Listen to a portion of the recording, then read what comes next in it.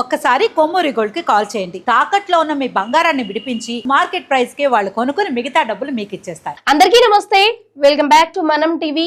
నేను మీ journalist Ramya. So Mangli మీద వస్తున్న ఈ ఆరోపణలు ఎంతవరకు నిజము, ఎంతవరకు అబద్ధము అన్నది చూసుకున్నట్లయితే, ఫస్ట్ మంగ్లీ మీద వచ్చిన ఆరోపణలు, తన బర్త్డేకి గంజాయి ఇలాంటి కేసెస్ అన్ని కూడా ప్రజలు మరవక ముందే ఈ మైక్రో ఫైనాన్స్ స్కామ్ కూడా తన పేరు మీద అయితే వస్తుంది. సో 150 కోట్లు వరకు కూడా తను ఇది స్కామ్ చేసింది అని, దీని వెనుక పెద్ద టీం ఉంది అని, సో మంగ్లీనే ప్రధాన పాత్ర పోషించింది అని అయితే చాలా మంది చెప్పుకొస్తున్నారు. మంగ్లీ పేరును చూసి మాత్రమే మేము లక్షలు కోట్లు కూడా ఇచ్చాము అని కూడా చెప్పుకొని రావడం జరుగుతుంది. సో మరి ఇది ఎంతవరకు నిజము, ఎంతవరకు అబద్ధము అన్న దాని గురించి ఆలోచించడానికంటే ముందు కూడా, సో ఫస్ట్ మంగ్లీ చెప్పిన విషయం ఏంటి, వాళ్ళకి నాకు సంబంధం లేదు అని చెప్పేసి ఒకరి మీద కేసెస్ పెట్టి, అసలు మెయిన్ ఎవరైతే ఉన్నారో తన పేరు మిస్యూజ్ చేశారో వాళ్ళ మీద కేసు ఎందుకు పెట్టలేదు, వాళ్ళకి వీళ్ళకి సంబంధం ఏంటి, అసలు తనని ఎందుకు మధ్యలోకి లాగలేదు, వాళ్ళకి ఏమైనా సంబంధాలు ఉన్నాయా, ఇవన్నీ కూడా సోషల్ మీడియాలో వైరల్ అవుతున్నాయి. అయితే మంగ్లీ ఎవరితోనైతే అంటే ఈ మధుతోని సంబంధం లేదు, నాకు పరిచయం లేదు అని చెప్పడం జరిగింది.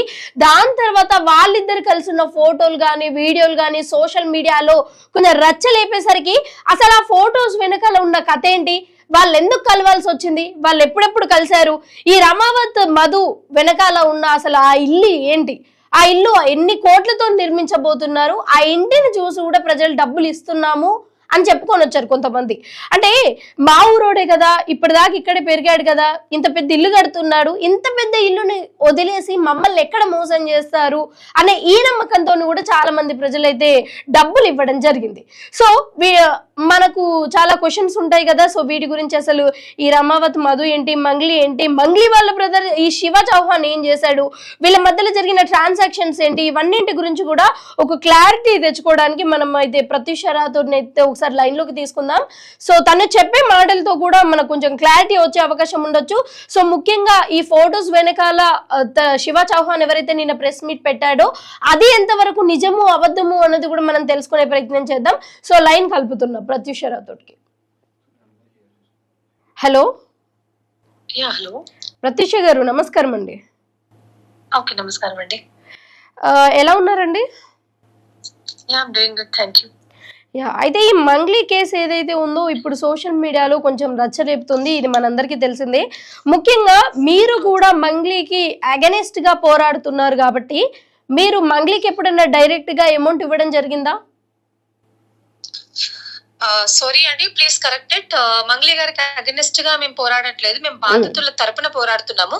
ఇక్కడ మంగ్లీ అనేది she's not the one whom we're focusing upon. And మేము డబ్బులు ఇచ్చామా డబ్బులు ఇవ్వలేదా అనేది పక్కన పెడితే, ఇది వచ్చేసి మొత్తము ఆ దేవరకొండ, నల్గొండ ఇటువంటి కాన్స్టిట్యున్సీ సైడ్, ఇంకా గద్వాలు, డోన్ ఇవన్నీ మీకు తెలిసినవే ముందు నుంచి కూడా. సో ఈ కాన్స్టిట్యున్సీకి సంబంధించినవి. అండ్ మోర్ ఓవర్ అక్కడ ఉన్న ప్రజలు ఎవరైతే ఉన్నారో వాళ్ళు బయటకు వచ్చి మాట్లాడడానికి చాలా ఇబ్బంది పడుతున్నారు. సో వాళ్ళ తరపున ఎట్లాగో అంటే we belong to the same community, so వాళ్ళ తరపున ఒక గిరిజన బంజారా బిడ్డలుగా మేము వాళ్ళ తరపున నిలబడడం జరిగింది, అందుకే వాళ్ళ తరపున వాయిస్ ఇస్తున్నాము. సో అపార్ట్ ఫ్రమ్ దట్ మేము మాకు ఇక్కడ we have no concern. I mean Mangli గారు అనేది ఇక్కడ మా ఒపీనియన్ జీరో అండి, ఎందుకంటే మేము ఆమె గురించి కాదు ఇక్కడ చేసేది, ఓన్లీ బాధితుల తరపున. సో మేము రేస్ చేసిన కన్సర్న్ డే 1 నుంచి ఈ రోజు వరకు కూడా ఒకటే అడిగాము, మంగ్లీ గారు బయటకు వచ్చి బాధితులతో మాట్లాడాలి. తను ఏదైతే మొన్న మీడియా ముందుకు వచ్చి second time third time media ముందుకు వచ్చి నేను బాధితులకు అండగా ఉంటాను, నేను బాధితులను రక్షించడం కోసం ఎంత దూరమైన వెళ్తానని చెప్పిన మంగ్లీ గారు ఈ రోజు బాధితులను తీసుకొని పోయి సజ్జనార్ గారిని ఎందుకు కలవట్లేదు, బాధితుల పక్షాన నుండి వాళ్ళ కన్సర్న్ ఎందుకు తీసుకొని వెళ్ళట్లేదు అనేది మా క్వశ్చన్ అండి. సో ప్రత్యూష గారు, మీ దృష్టిలో ఇప్పుడు మంగ్లీ తప్పు చేశారంటారా, చెయ్యలేదు అంటారా? ఒక బేసిక్ కన్సర్న్ తో మీరే ఒకసారి ఆలోచించండి. ఇప్పుడు ఫర్ ఎగ్జాంపుల్ నేను ఇప్పుడు నా పేరు వాడుకొని ఎవరో వేరే వాళ్ళ దగ్గర నుంచి డబ్బులు తీసుకున్నాడు అనుకోండి, అప్పుడు మన రెస్పాన్సిబిలిటీ ఏముంటది? సో సోషల్ మీడియాకి వచ్చి ఇది నాకు సంబంధం లేని అని చెప్పేసి వాళ్ళ మీద కేసు పెట్టాలి, అంతే కదండి. ఇప్పుడు మంగ్లీ గారు పేరు చెప్పుకొని ఎవడో రమావతి మధు అనేవాడు మంగ్లీ గారిని సరే తను చెప్తుండే, నేను అన్నది కూడా కాదు, మంగ్లీ గారు వాళ్ళ తమ్ముడు చెప్పింది లేకపోతే తను చెప్పింది ఏంటంటే మా పేరు వాడుకొని వాళ్ళు డబ్బులు వసూలు చేశారని చెప్పారు. మరి అట్లాంటప్పుడు మీకు మినిమం రెస్పాన్సిబిలిటీ ఉంటది కదా. పేద అమాయక గిరిజన ప్రజలు వాళ్ళు మన బంజారా బిడ్డలే, కాయ కష్టం చేసుకొని ఉండేవాళ్ళు. సో వాళ్ళకు అండగా నిలబడాల్సిన అవసరం ఎంతకన్నా ఉంటుంది కదా. ఈ రోజు మా రెస్పాన్సిబిలిటీ కాదండి, అది మంగ్లీ గారి responsibility. In the first case she have to show concern on them. మేం కాదు, తను ముందుకొచ్చి ఆమె పేరు చెప్పుకొని ఎవడది అసలు ఎవడు వాడుకున్నాడు అని చెప్పేసి వాడి మీద కంప్లైంట్ పెట్టి ఎఫ్ఐఆర్ చేసి వాడిని బొక్కలు వేయించి వాడిని రిమాండ్ చేయించి అసలు వాళ్ళ దగ్గర నుంచి డబ్బులు తీసుకొచ్చి ఇవ్వడం పోయి ఆమె ఈ రోజు వాళ్ళ తమ్ముడిని పెట్టి లేకపోతే వాళ్ళ ఏమంటారు మేనేజర్ ని పెట్టి మొత్తం ప్రెస్ మీట్లు చేసి ఏంటండి అసలు ఇది. సో ఆ ప్రెస్ మీట్ గురించి మీ ఒపీనియన్ ఏమంటారు? సో ప్రెస్ మీట్ లో ఎన్ని నిజాలు ఉన్నాయి? ఇప్పుడు వాళ్ళ తమ్ముడు బయటకు వచ్చి ఇదే వాళ్ళ తమ్ముడు 20-30 రోజుల నుంచి ఏం చేశాడంటే స్క్రిప్ట్ ప్రిపేర్ అయ్యాడా? ఇదే ప్రెస్ మీట్ లో మాట్లాడుతున్న వాడి తమ్ముడు ఒక 2-3 రోజులు కిందటన్నా వచ్చుంటే ఒక ప్రాణం బతికేది కదా. అప్పుడు వచ్చి మాట్లాడుంటే ఈరోజు ఇంతమంది పిట్టల్లాగా రాలిపోతున్నప్పుడు ఇంతమంది బయటకు వచ్చి ఎవరైతే సంపత్ నాయక్ గారు కానివ్వండి, అశోక్ రాథోడ్ కానివ్వండి, మీడియా మొత్తం వాళ్ళ ఆ గ్రామాలలోకి వెళ్ళి మాట్లాడించాక అప్పుడు మంగ్లీ వాళ్ళ తమ్ముడు బయటకు వస్తాడా? ఇన్ని రోజుల నుంచి మేము ప్రెషర్ చేస్తే బయటకు వస్తారా? వాళ్ళకి కొంచెం మినిమం కన్సర్న్ లేదా? బయటకు వచ్చి చెప్పే కన్సర్న్ లేదా? ఏవైతే మేము చూపించామో అవే ఫోటోలు వాళ్ళు చూపించుకుంటున్నారు, అంతేగాని కొత్త విషయాలు ఏమన్నా మాట్లాడుతున్నారా? వాళ్ళు మాట్లాడట్లేదు. ఏదంటే అన్ని దేవుళ్ళ మీద ఒట్లేస్తున్నారు. నేను ఒకటే ప్రశ్న అడుగుతానండి, మా అక్కకు దీనికి సంబంధం లేదు, మేము ఒకటేసారి వెళ్ళామని అన్నారు. ఒక ఎమ్మెల్యే గారి ఇంట్లో ఒక పుట్టినరోజు ఉంటే అక్కడికి వెళ్ళి అక్కడి నుంచి మేము మిర్యాలగూడ నుంచి వాళ్ళ యొక్క తండాకి వెళ్ళామని చెప్పారు. నేను ఒకటే ప్రశ్న అడుగుతానండి, ఒక బర్త్డే పార్టీకి వెళ్ళినప్పుడు అక్కడ వాళ్ళు మీకు తిండి పెట్టలేదా? మరి మీరు ఇక్కడికి ఎందుకు వెళ్ళాలా? అంత దూరం 70 కిలోమీటర్లు నడుపుకొని అర్ధరాత్రి వీళ్ళ ఇంటికి వెళ్ళాల్సిన వాళ్ళ పక్కనే ఉంది అని చెప్పారు కదండి. వాళ్ళు పక్కనే ఉన్నారు. పక్కనే కాదండి, పక్కనే కాదు. మీరు ఒకసారి చూసుకోండి వాళ్ళు ఎక్కడ వెళ్ళారు. వాళ్ళు బర్త్డే పార్టీకి వెళ్ళి ఆ పార్టీ నుంచి ఇక్కడ వరకు it's almost more than 20 kilometres అండి. అసలు అంత రాత్రి అర్ధరాత్రి 12 గంటలకు ఒక ఫ్యాన్ ఇంటికి వెళ్లాల్సిన అవసరం ఏముంది? ఫ్యాన్స్ అయితే వెళ్ళిపోతారా? ఎందుకు వెళ్లారు? మంగ్లీ గారు తులసి చందు గారు లేకపోతే మిగతా వాళ్ళ దాంట్లో ఏం చెప్పారంటే, నేను ఎవరు ఎక్కడ పిలిచినా నా ఫ్యాన్స్ రాత్రిపూట మా బ్యాండ్ తో పాటు వెళ్తాము, వాళ్ళు పిలిస్తే వాళ్ళ ఇంటికి వెళ్ళి భోజనానికి వెళ్తాం అంటున్నారు. ఒక ఎమ్మెల్యే గారి బర్త్డే పార్టీలో మంగ్లీ గారికి వాళ్ళు తిండి పెట్టలేదా? వాళ్ళ బ్యాండ్ కి తిండి పెట్టలేదా అని అడుగుతున్నా నేను. అంత పెద్ద బర్త్డే పార్టీలో. అయితే ప్రతి చెప్పండి.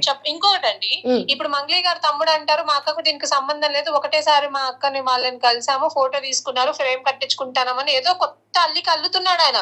మరి ఇదే తండా వాసులు ఇదే గ్రామ వాసులు ఒకరిద్దరు కాదు కదా. ఒకరిద్దరు కంటే ఏదో డబ్బులు ఇచ్చి చెప్పించాం అనుకుందాము, ఒకరిద్దరు కాదు కదా.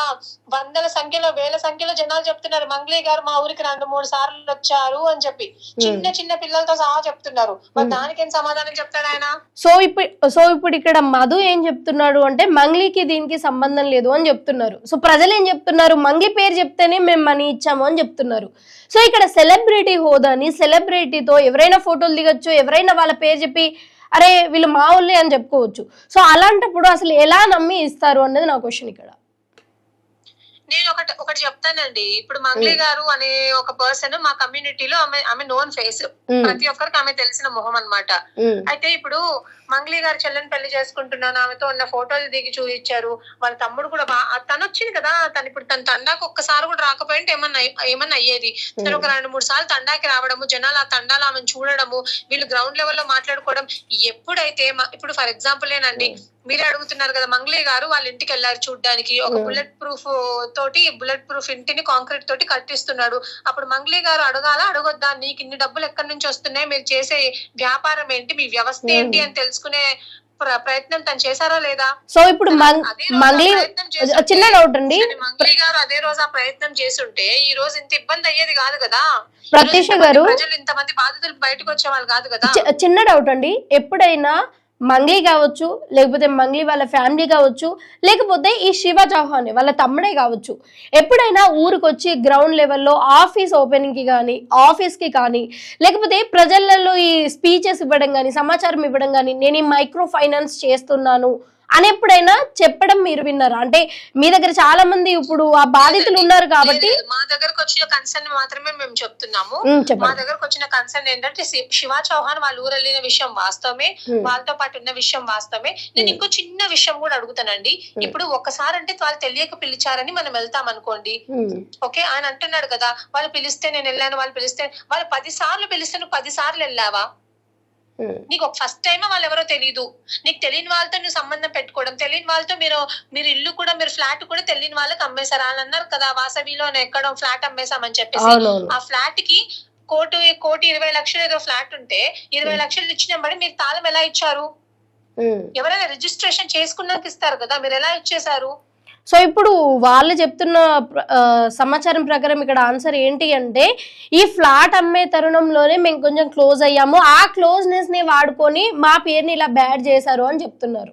నేను ఒకటే అడుగుతానండి, నేను మీ మీడియా తరపున కూడా నేను వాళ్ళకు కూడా ఒకటే ప్రశ్న, మీ అక్క గారికి సరే సంబంధమే లేదనుకుందాం, దీంతో ఎటువంటి సంబంధం లేదు, మీకు మీ ఫ్యామిలీకి వీళ్ళెవరో కూడా తెలీదు, మీరు ఈ రోజు వచ్చి ఏదో మీడియా కూర్చొని మీడియా వాళ్ళ ప్రశ్నలు అడిగితే మీరు సమాధానం, వీళ్ళు మీడియా వాళ్ళ ప్రశ్నలు అడిగితే సమాధానం ఇవ్వరు, వీళ్ళకి కావాల్సిన వాళ్ళే పిలిపించుకొని అవన్నీ మీడియా వాళ్ళు సర్క్యులేట్ చేసుకోవాలి వీళ్ళని. ఈ రోజు నేనే వాళ్ళని సూటిగా ప్రశ్న అడుగుతున్నానండి, ఈ రోజు మీరు నష్టపోయినాం అంటున్నారు కదా, మీ దగ్గర నుంచి ₹1 పోలేదండి మీరు నష్టపోవడానికి. అమాయకమైన బాధితులు వీళ్ళు మీ పేరు వాడుకొని బాధితుల దగ్గర డబ్బులు తీసుకున్నప్పుడు మీకు ఎంతకైనా రెస్పాన్సిబిలిటీ ఉండదా? దీని ఒక సిబిఐని తీసుకోండి. ఈ రోజు ఎవరైతే మంగ్లీ గారు మినిస్టర్లకు లేకపోతే మిగతా నాయకులకు ఫోన్ చేసి కొన్ని మీడియా ఛానళ్లలో వాళ్ళ వీడియోలు వాళ్ళ ఆడియోలు డిలీట్ చేయించారు, ఓకే, నేను వాళ్ళ పేర్లు తీసుకోను, ఎవరా మినిస్టర్ అనేది ఎవరా పర్సన్ అని నేను చెప్పను. మీరు కొన్ని వీడియోలు చెప్పేది ఉంటే మీకు స్ట్రాంగ్ గా ఉంటది కదా పాయింట్, ఆ మినిస్టర్ ఎవరు ఏంటి లేదండి. ఎందుకంటే let me tell you, in the coming days అన్ని వస్తాయి. In the coming days complaint లెటర్లలో ఎవరెవరు ఇన్వాల్వ్ అయ్యి ఉన్నారు అన్ని వాళ్ళు చెప్తారు. ఆల్రెడీ మీకు సుబ్బు గారు చెప్పుంటారు. సో నేను ఒకటే అడుగుతున్నాను, మంగ్లీ గారు ఎటువంటి తప్పు చేయనప్పుడు ఆ వీడియోలు ఆ ఆడియోలు ఎందుకు డిలీట్ చేయించారు? ఇంకొకటి, మంగ్లీ గారు సుబ్బు గారిని పిలిపించి మాట్లాడాల్సిన అవసరం ఏముంది? ఏదంటే లీగల్ గా ఫైట్ చేయాలి కదా మీరు. సో మంగ్లీ గారు సుబ్బుని కాల్ చేసి ఏం మాట్లాడారు అంటే, వాళ్ళ ఇద్దరి మధ్యలో ఏమైనా డీల్ చెప్పుకున్నారా అంటే, అది నడవకపోయినా సరే? ఇప్పుడు సుబ్బారావు గారు బయటకు వచ్చి చెప్పిన విషయం ఏంటంటే, మంగ్లీ గారు నన్ను పిలిచి 2 కోట్లు ఆఫర్ చేశారు కానీ నేను వద్దనుకున్నానని సుబ్బు గారు మనకు చెప్పారు, సుబ్బు అన్న.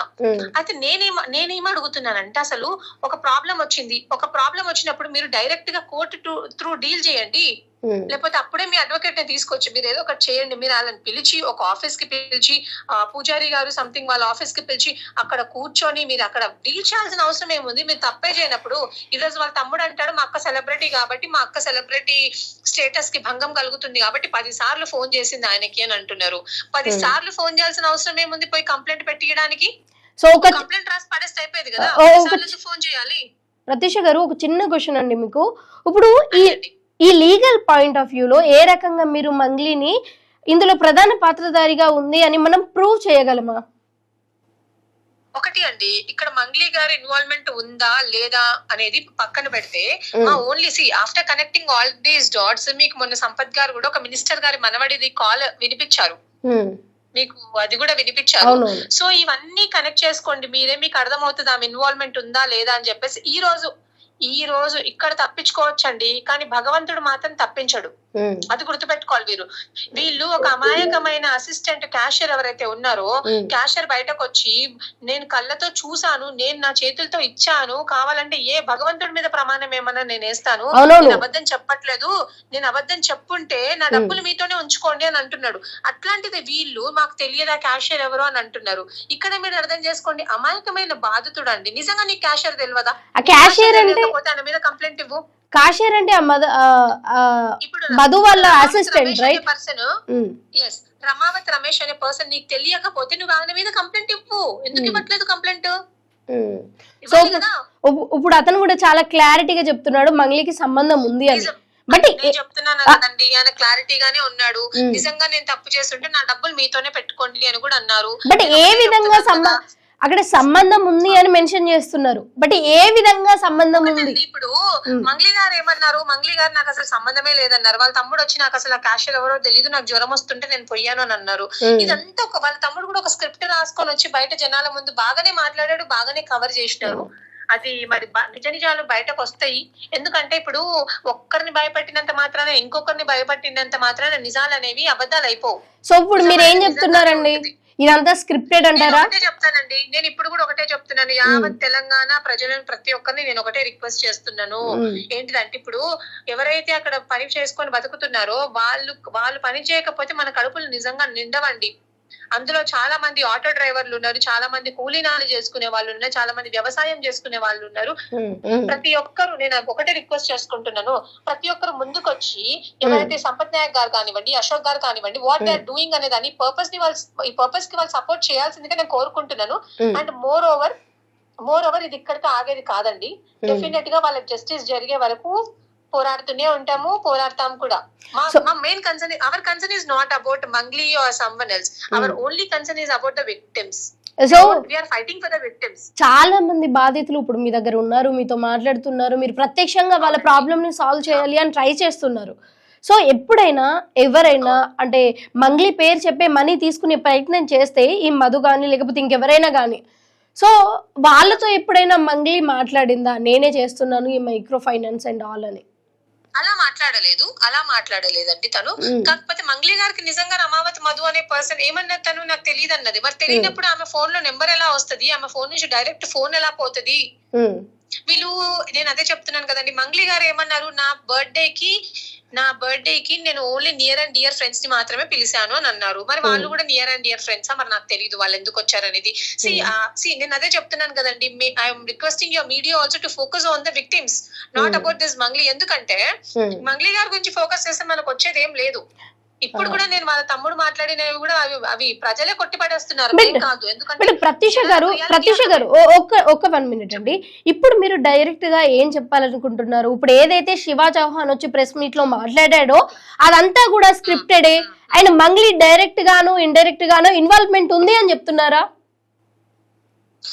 సీరియస్లీ ఇట్స్ స్క్రిప్టెడ్ అని అంటాను. ఎందుకంటే శివ చౌహాన్ రావాలనుకునింటే ఎప్పుడు రావాలి? ఈ 10 days 15 days లో వచ్చి మాట్లాడాల్సింది. కానీ మొన్న ఎవరో చనిపోతేను, మొన్న గ్రామాలకు వెళ్ళి మేము అన్ని చేశాక ఆయన బయటకు రావడం, బయటకు వచ్చి మా అక్క మీద ఆరోపణలు జరుగుతున్నాయి, కరెక్ట్ కాదు అని ఆయన చెప్పడం, ఇది తప్పు. ఆయన ఏం చెప్పాలి? రమావతి మధు మీద మేము కేసు పెట్టాము, ఈ కేసు ఇలా ఉంది, మేము డబ్బులు ఎలాగైనా ఇప్పిస్తాము అని చెప్పాలి. ఈ రోజు ఇదే నేను ఒకటే చెప్తున్నానండి, వీళ్ళ ఇన్వాల్వ్మెంట్ నిజంగా లేకపోయి ఉంటే వై దే వర్ సైలెంట్? ఇప్పటి వరకు ఎందుకు మంగ్లీ గారు బాధితుల తరపున ఒక సీనియర్ అడ్వకేట్ ఎందుకు పెట్టలేకపోతున్నారు? ఎందుకు కోర్టులో కేసెస్ ని ఫైల్ చేపించి ఎందుకు చేయలేకపోతున్నారు? నేను అదే అడుగుతున్నా. నేను from your platform I'm requesting the current government, మన చీఫ్ మినిస్టర్ రేవంత్ రెడ్డి గారు, నేను ఒకటే కోరుకుంటున్నానండి, ఏదైతే 10% మా ఎస్టీ ఓట్ బ్యాంక్స్ ఉన్నాయో మా వాళ్ళని కాపాడాలి. పిట్టల్లాగా రాలిపోతున్నారు, వాళ్ళు చనిపోతున్నారు. వాళ్ళ దాంట్లో ఎవరైతే కాంగ్రెస్ పార్టీలో ఉండే ఎమ్మెల్యేలు కానివ్వండి, అపోజిషన్ లో ఉండే ఎమ్మెల్యేలు కానివ్వండి, కాంగ్రెస్ లో ఉండే వాళ్ళు కానివ్వండి, మా గిరిజన నాయకులు కానివ్వండి, ప్రతి ఒక్కరు ముందుకొచ్చి ఈ బాధితులను ఆదుకోవాలి. ఎంతసేపు ఇక్కడ జరుగుతున్నది కళ్ళకు కనిపించినా కూడా ఏమీ కనిపించినట్టు ప్రవర్తించడం మాత్రం అస్సలు మంచిది కాదు. రేపొద్దున వీళ్ళు అంటున్నారండి, రేపొద్దున ఎవరైనా మమ్మల్ని వచ్చి ఓటు అడిగినప్పుడు మేము మాట్లాడతాము అని అంటున్నారు. ఒక్కరు కాదు, ఇద్దరు కాదు, 1000 మంది నష్టపోతున్నారు ఇక్కడ. ఆ 1000 మంది గురించి ప్రభుత్వం ఆలోచించాల్సిందిగా నేను కోరుకుంటున్నాను. సో ప్రత్యూష గారు, ఇంతకు ముందు మీరు ఒక మాట మాట్లాడారు కదా, ఈ రమావతి మధుకి ఉన్న మంగ్లీ వాళ్ళ సిస్టర్ కి మ్యారేజ్ సంథింగ్ కనెక్షన్ ఉంది, వీళ్ళు మేబీ పెళ్లి చేసుకోవచ్చు అని. సో మంగ్లీకి ఈ అనుబంధమే ఒకటి ఉందా, ఈ రిలేషన్ మాత్రమే ఉందా, లేకపోతే ఈ ఇల్లీగల్ ట్రాన్సాక్షన్స్ లో కూడా పాలు పంచుకున్నారు అని మీరు అంటున్నారా? బేసికల్ గా నేను ఎక్కడ కూడా మంగ్లీ వాళ్ళ సిస్టర్ గురించి నేను కమెంట్ చేయలేదు. కాకపోతే ఇవి నేను చెప్పింది కాదు, ఎవరైతే ఆ గ్రామస్తులు ఉన్నారో వాళ్ళు, మీరు వెళ్ళి చూసారు కదా, మీరు మీడియాలలో మాట్లాడారు, మీరు వెళ్ళి చూసారు. సో వాళ్ళు చెప్పేది ఏంటంటే వాళ్ళ సిస్టర్ కి వీళ్ళకు సమ్ ఎంగేజ్మెంట్ ఏదో జరిగింది, ఏదో జరగబోతుంది అని వాళ్ళు చెప్తేనే మాకు కూడా తెలుసు. ఎందుకంటే గ్రామస్తులు చెప్పారు కాబట్టి, అంతమంది చెప్తున్నారు కాబట్టి, ఈవెన్ వీ డోంట్ నో ఎంతవరకు కరెక్టో ఎంతవరకు రాంగో మాకైతే తెలియదు. ఒకవేళ అలాంటిది ఏదన్నా ఉన్నా కూడా నేను ఒకటే క్వశ్చన్ చేస్తాను. ఇప్పుడు మన ఇంటి ఆడబిడ్డని ఒకరింటికి ఇస్తున్నామంటే వాళ్ళు ఎక్కడి నుంచి సంపాదిస్తున్నారు, ఏం చేస్తున్నారు, వాడి ప్రొఫెషన్ ఏంటని అన్ని తెలుసుకుంటాం. So sorry to interrupt, but ఒక చిన్న క్వశ్చన్ అండి. మీరు ఇప్పుడు అన్న మాటకే నేను ఎక్కడ కూడా మంగ్లీకి గానీ లేకపోతే అలా మోసం చేసిన మదికి గానీ సపోర్ట్ చేయట్లేదు. బట్ మీరు ఇంతకు ముందు అన్నట్టుగా ఎవరైతే మన ఇంటి ఆడబిడ్డని ఒకరికి ఇస్తున్నామంటే వాళ్ళు ఎలా సంపాదిస్తున్నారు అన్నది మనం చూడాలి అని అన్నప్పుడు, ఊరంతా కూడా వాడిని నమ్మి, అంటే మధుని నమ్మి మధుకు పైసలు ఇస్తున్నప్పుడు, మొన్నటిదాకా నా ముందే ఉండే 28,000 జీతం తీసుకుంటుండే, ఇప్పుడేంటి ఇంత పెద్ద బంగ్లా కడుతున్నాడు, ఎట్లా కడుతున్నాడు, అసలు వీడిని నమ్మొచ్చా లేదా, డబ్బులు ఇవ్వచ్చా లేదా అని ఎందుకు అంటే నేనేమంటున్నానంటే మోసపోయే వాళ్ళు కూడా చిన్న చిన్న థింగ్స్ కూడా ఎందుకు ఆలోచించలేకపోతున్నారు? నేను ఇప్పుడు ఒకటే క్వశ్చన్ అడుగుతాను మిమ్మల్ని. మీరు ఏదైతే ఛానల్లో చేస్తున్నారో, రేపు పొద్దున ఇంకో ఛానల్ ఒక రూపాయి ఎక్కువ ఇస్తామంటే మీరు పోతారా పోరా అక్కడికి? పోతామండి. ఎవరైనా వెళ్తారు, ఎండ్ ఆఫ్ ద డే మనీనే ముఖ్యం. బట్ ఎలా వెళ్తున్నాం అన్నది కూడా ముఖ్యం కదా. ఇప్పుడు అదే చెప్తున్నా, ఇప్పుడు మన ముందు కనిపించేటోడు నార్మల్ గా మన ముందు రోజు కనిపించేవాడు వచ్చి నేను అక్కడ ఇంత ఇన్వెస్ట్మెంట్ చేసిన, ఇక్కడ ఇంత ఇన్వెస్ట్మెంట్ చేసిన, నాకు అదొచ్చింది ఇదొచ్చింది, అమ్మ పెద్దమ్మ నువ్వు ఎందుకు ఎన్ని రోజులు బాధపడతావు, నువ్వు నీతో ఉన్న పైసలు తీసుకొని రా, నేను సిమెంట్ ఫ్యాక్టరీ కొంటా, లేకపోతే అక్కడ కొంటా ఇక్కడ కొంటా, నీకు ల్యాండ్ వస్తుంది, నీకు పైసలు వస్తాయి అని చెప్పినప్పుడు ఏ మనిషికైనా ఆశ ఉంటది. ఏ మనిషి అని, ఎందుకంటే వాళ్ళు కూడా పెద్ద పైసలు ఉన్నోళ్ళు కాదు, వాళ్ళ ఉన్న భూమిలు గీమిలు అన్ని అమ్మేసి వాళ్ళకి ఇచ్చారు. ఇప్పుడు ప్రతి ఇంట్లో ఇప్పుడు మీకు చూసినట్టయితే ప్రతి ఇంట్లో 2-3 ఆడపిల్లలు ఉంటారండి, వాళ్ళకి పెళ్లిళ్ళు చేయాలా, వాళ్ళకు ఇప్పుడు ఏ జాబ్ ఉండదు. జాబ్ లేనప్పుడు వ్యవసాయం చేసుకునే వాళ్ళకి ఎట్లుంటది చెప్పండి. మనిషికి ఆశ ఉండడం అనేది చాలా సహజము, వాళ్ళు ఆశ పడడంలో తప్పు లేదు. అట్లని వాళ్ళు ఎవరిని మోసం చేయలేదు, వాళ్ళు మోసం చేసింది ఏమీ లేదు, వాళ్ళు కేవలం వాళ్ళ దగ్గర ఉన్న డబ్బులు ఇచ్చారు. ఇప్పుడు కూడా వాళ్ళు ఏమడుగుతున్నారు, మేము ఇచ్చిన డబ్బులు మాకు ఇవ్వండి అంటారు, నీ బెనిఫిట్ మాకేం అక్కర్లా, మేము ఒకవేళ మేము 10 లక్షలు ఇస్తే మా 10 లక్షలు మాకు ఇచ్చే, నువ్వు 10 లక్షలు నువ్వు ఇంట్రెస్ట్ ఇవ్వకు, నువ్వు వడ్డీ ఇవ్వకు, ఏం అవసరం, మా 10 లక్షలు మాకు ఇచ్చేస్తే మా పిల్లల పెళ్లి చేసుకుంటాం అంటున్నారు. అర్థమైందా మీకు? అంటే మనిషికి ఆశతో ఇచ్చారంటారు అంతేనా? మనిషికి చిన్న ఆశ ఉండడం తప్పు కాదు కదండి. ఇప్పుడు ఎన్ని రోజులు అని చెప్పేసి గుడిసెలన్నీ వాళ్ళ బతుకులు ఉండాలి చెప్పండి. మన ముందు పెరిగినోడు, మన ముందున్నోడు వాడు మంచిగా సెటిల్ అయినాడు అన్నప్పుడు మనం కూడా కొన్ని డబ్బులు ఇన్వెస్ట్ చేస్తే నిజంగా మన జీవితం కూడా బాగుపడుతుందేమో. ఎన్ని రోజులని మనం ఇదే తండాలలా ఇదే మన్రేగా పనులు చేసుకుంటా ఇదే కూలి పనులు చేసుకుంటా ఉంటాం. మనం కూడా ఎవరికైనా ఉంటది, 1 రూపాయి వస్తుంది అన్నప్పుడు ఎవరికైనా ఆశ అనేది ఉంటది.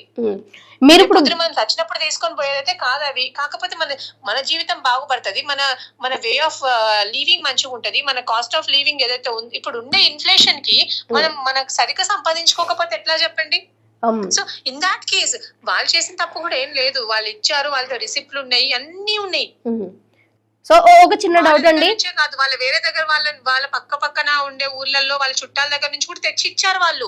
Because they wanted to, they don't see not only alone, they don't want to get benefited. What they thought is ఎవరైతే మా ఫ్యామిలీ ఉన్నారో మా అందరి ఫ్యామిలీ బెనిఫిట్ అవుతాయి దీని వల్ల అని మాత్రమే అనుకున్నారు వాళ్ళు. There is no mistake from their end. సరే అర్థమవుతుందండి. ఇప్పుడు బాధితులు ఎవరైతే ఉన్నారో కొంచెం డబ్బు సంపాదించుకోవాలి అన్న ఆశ, చిన్న ఆశతోని డబ్బులు పెట్టారు అని చెప్తున్నారు, రైట్? అంతేనా? సో అయితే ఇప్పుడు ఈ బాధితులు తరపున మీరు ఉన్నారు కాబట్టి, ఇన్ని రోజులు ట్రావెల్ చేశారు కాబట్టి, సో బాధితుల దగ్గర ఏమైనా ప్రూఫ్స్ ఉన్నా కానీ మీకు చూపించే ప్రయత్నం చేశారు కదా. అయితే సోషల్ మీడియాలో ఒక నిమిషం సోషల్ మీడియాలో 1 కోటి 2 కోట్లు 10 కోట్లు ఇట్లా ఇచ్చాను అని చెప్తున్నారు.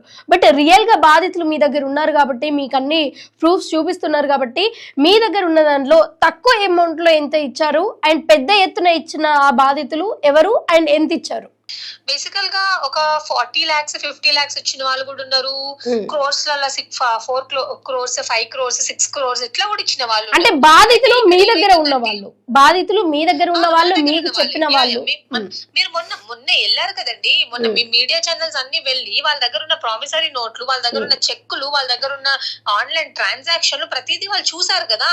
ఇప్పుడు మేము చెప్తే ఏదన్నా అనుకోవచ్చు, కానీ వాళ్ళ నోటితో వాళ్ళు చెప్తున్నారు కదా, వాళ్ళతో అన్ని ఉన్నాయి. వాళ్ళ ఇల్లు ఇప్పుడు వాళ్ళ ఇంటి పత్రాలు, వాళ్ళ ఇంటి పేపర్స్ పెట్టి మరి వాళ్ళు డబ్బులు తెచ్చుకున్నారు.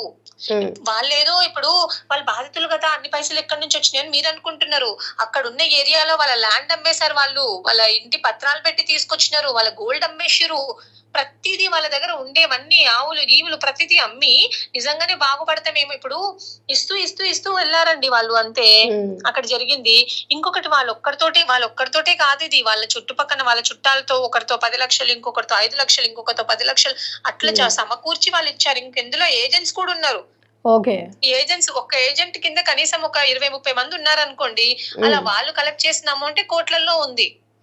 ఓవరాల్ గా మీరు మంగ్లీకి గానీ లేకపోతే ఆ ప్రెస్ మీట్ పెట్టిన శివ చౌహాన్ కి గానీ ఒక క్వశ్చన్ గానీ లేకపోతే ఒకటి చెప్పాలి అంటే గానీ ఏం చెప్పాలనుకుంటున్నారు అది చెప్పండి.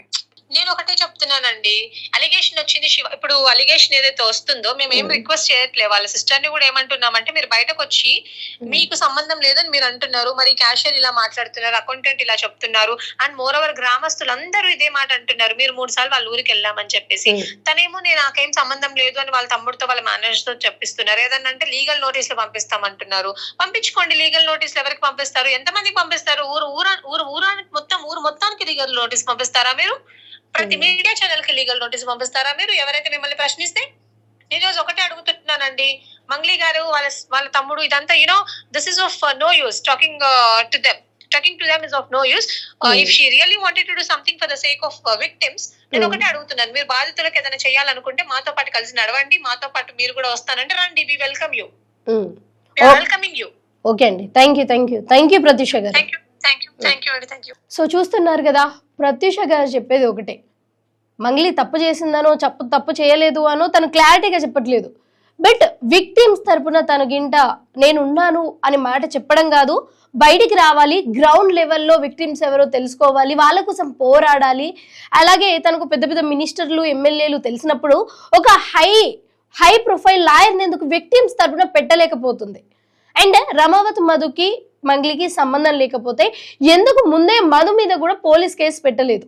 ముందెందుకు తెలియదు అని చెప్పారు, దాని తర్వాత ఎందుకు వాళ్ళ ఇంటికి తరచుగా వెళ్ళడం ఇవన్నీ జరిగింది అని తన తరపున అయితే పాయింట్ రేస్ చేయడం జరుగుతుంది. అండ్ ఓవరాల్ గా అసలు మీకేమనిపించింది? నిన్న శివ చౌహాన్ ఏదైతే ప్రెస్ మీట్ లో పెట్టాడో, అంటే ఏవైతే ఆ ఫోటోల వెనుక బ్యాక్ ఎండ్ స్టోరీ చెప్పాడో అది నిజం అనుకుంటున్నారా కాదా అన్నది కూడా కింద కామెంట్ సెక్షన్ లో కామెంట్ చేయండి.